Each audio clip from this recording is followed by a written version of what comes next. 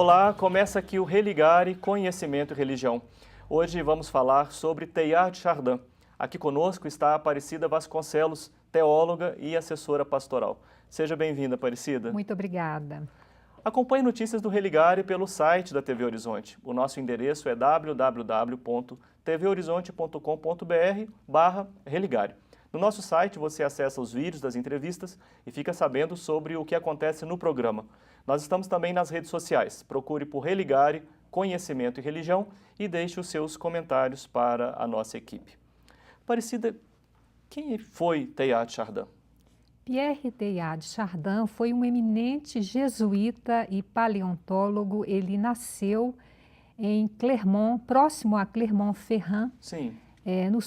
no centro da França, em 1881, e faleceu em Nova York no dia 10 de abril de 1955. Ele viveu boa parte da sua vida fora do seu país, na Inglaterra, no Egito, na China, na Birmânia, nos Estados Unidos. Sim. E sua grande preocupação, seu maior interesse foi foi juntar aí o pensamento cristão com a nova cosmovisão evolutiva do mundo. Entendo. Então ele lançou as bases para um diálogo corajoso, fecundo com o mundo científico.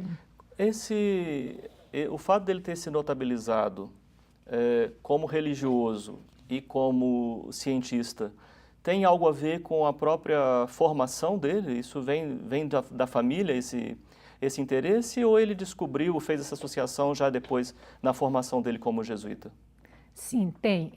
Ele recebeu dos pais todo um conhecimento natural que ele seguirá como cientista, e da mãe aí esse elan religioso.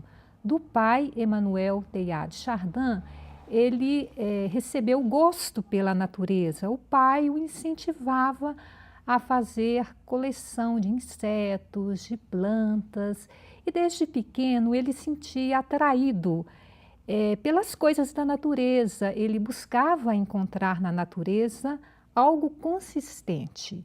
Então, nós percebemos que o apelo à matéria foi algo assim muito forte desde criança. E sua mãe, Berthe Adele, proporcionou a ele aquele, como eu disse, aquele clima religioso, sobretudo a devoção ao Sagrado Coração de Jesus. Sim. Então, o apelo à matéria e a devoção ao Sagrado Coração de Jesus são aí as diretrizes básicas nas quais ele vai construir o seu pensamento. Sim. Ele faleceu, então, 10 anos antes daquele clima do Vaticano II, né? Qual que é o contexto eclesial que Teilhard de Chardin viveu? Bom, então, o contexto no qual Teilhard de Chardin viveu foi profundamente marcado pelo divórcio entre fé e razão. Importantes pensadores do século XIX fizeram críticas radicais ao cristianismo e à igreja. Temos, por exemplo, Karl Marx, que formula a clássica afirmação que a religião é ópio do povo e o deixa alienado da verdadeira realidade. Nietzsche, que viu a religião aí como toda a questão aí que o Nietzsche viu da morte de Deus. Nós temos o Freud também, que preconizou a religião como uma neurose universal.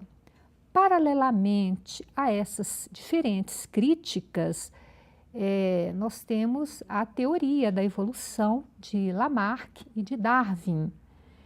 E a Igreja, o magistério católico, viu nessas teorias aí um perigo para a fé, a experiência da fé, Sim. O contexto da fé. Então, a Igreja, ela proibiu ela fez praticamente calar os teólogos que buscavam algumas proposições, que buscavam algumas ideias nessas teorias. Ou até mesmo algum diálogo com essas teorias? Perfeitamente, perfeitamente. Então, nesse contexto tão frágil da história, Teilhard, então, ele percebeu que a igreja, o magistério, deveria abrir as asas para respirar aí ares novos. Ele realmente estava preocupado com as questões que o homem moderno estava colocando, né, para a igreja. E até o padre Vaz, ele fala que um sábio surge justamente nesse momento, né, quando percebe que há algo diferente acontecendo naquela época.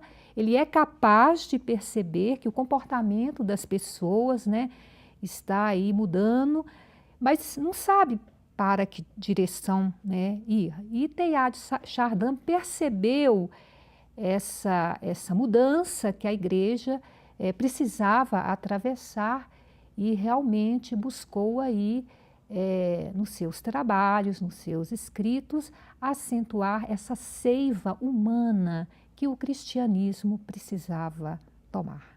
Eu gostaria, vou deixar para o segundo bloco os impactos disso, por exemplo, na questão da cristogênese, que é um tema que é do seu interesse, não é?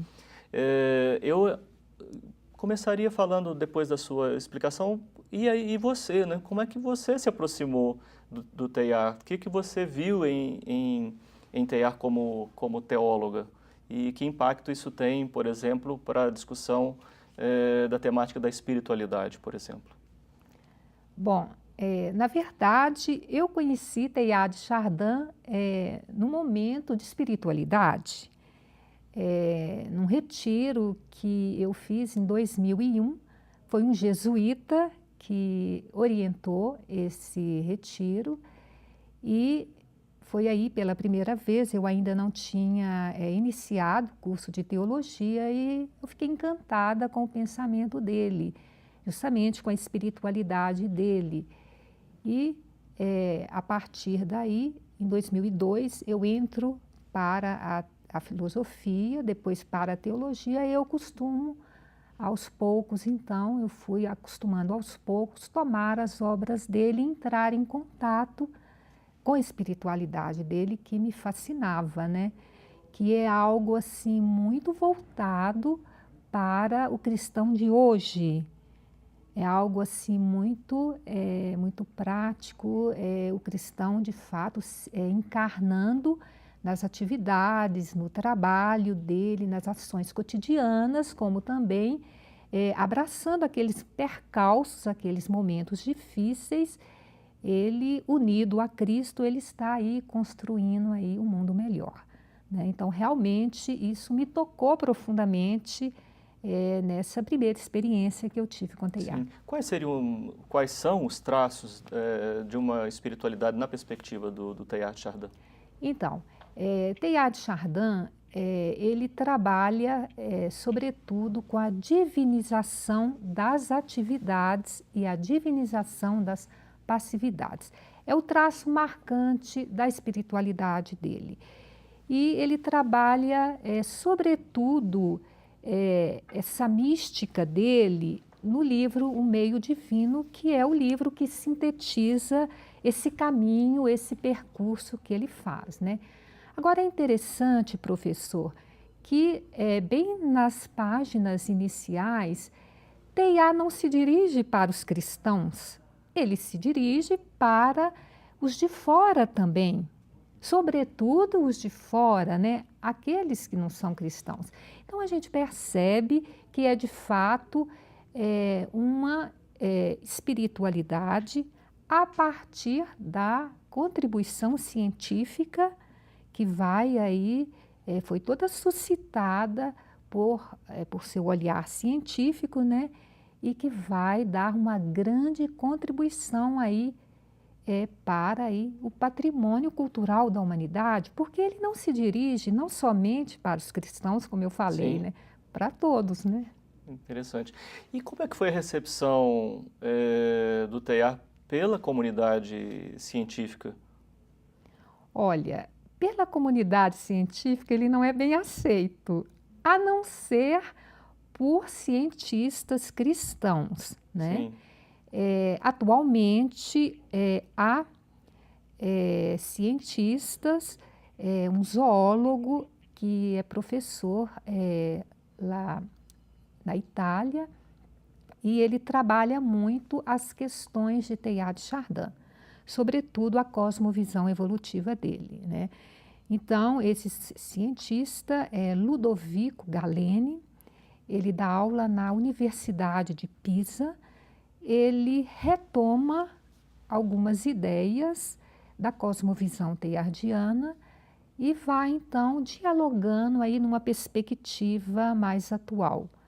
sim. Mas A recepção mesmo se deu num ambiente científico cristão. cristão, exatamente, né? Há cientistas, né, que professam aí o catolicismo e eles, de fato, eles têm interesse, muito interesse na obra dele. Sim. Nós vamos continuar a nossa conversa. Eu estou aqui com a teóloga e assessora pastoral Aparecida Vasconcelos. O Religar de hoje é sobre Teilhard de Chardin. Nós vamos fazer um breve intervalo e voltaremos já.